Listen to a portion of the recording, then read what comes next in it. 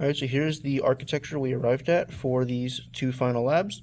We ended up constructing a 4-pipeline single-core CPU, so it's a superscalar core. Only pipeline 0 is able to execute jump instructions to change the program counter. This stops us from having potential conflicts jumping to 2 different places at once. Everything is fed from this instruction ROM here, 4 ways to the CPU, and 1 way over to the vector unit. CPU has 32 registers, originally 8 per pipeline, but they all have access to all 32.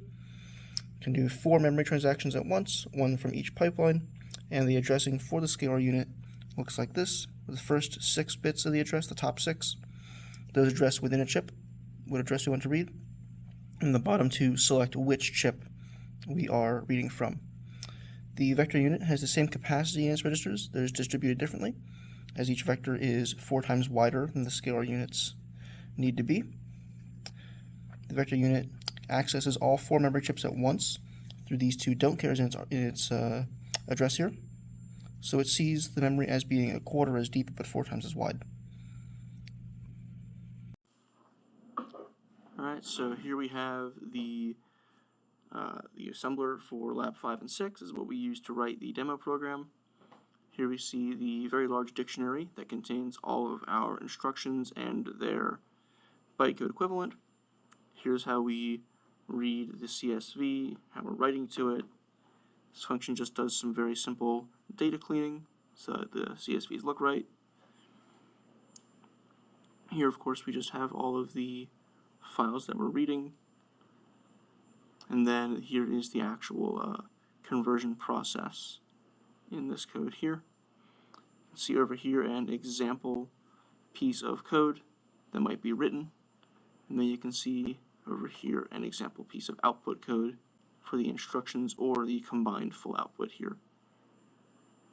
Here's our demonstration of a matrix multiplication and dot product calculation done both in the assembly code where it outputs the value to a set of 4 registers, which are then written to our shared memory module.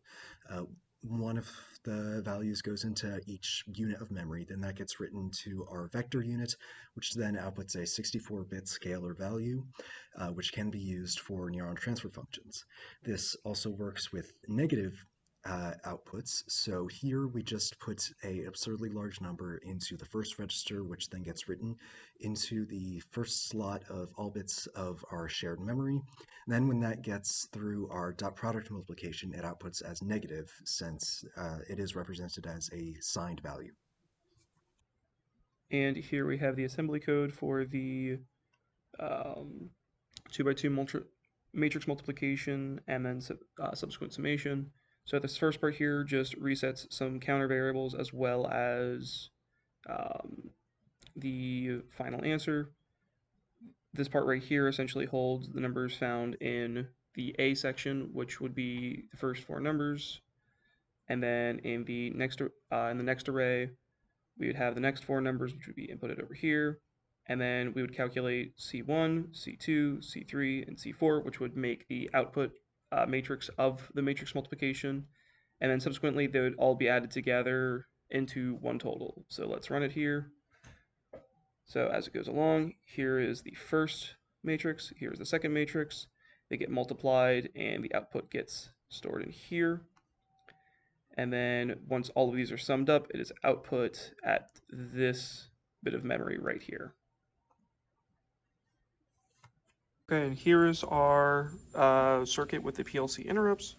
So as you can see, the counter is going automatically off of the clock, and it can be switched just using this. And that'll switch to the other, the up counter versus the down counter. Whenever I push this button right here, it'll save the state for 5 seconds, and even if you switch, it still will not let inputs go through, and that can be done again on the other one as well. And you'll see that it sticks for 5 seconds before continuing on to the next cycle. And here's our document for lab 5 and 6. So just going through the starting part here. So we have our title page, all of the Python assembler stuff, the Logisym implementation, all the circuitry, and then the assembly code for doing the 2x2 matrix multiplication and then summation.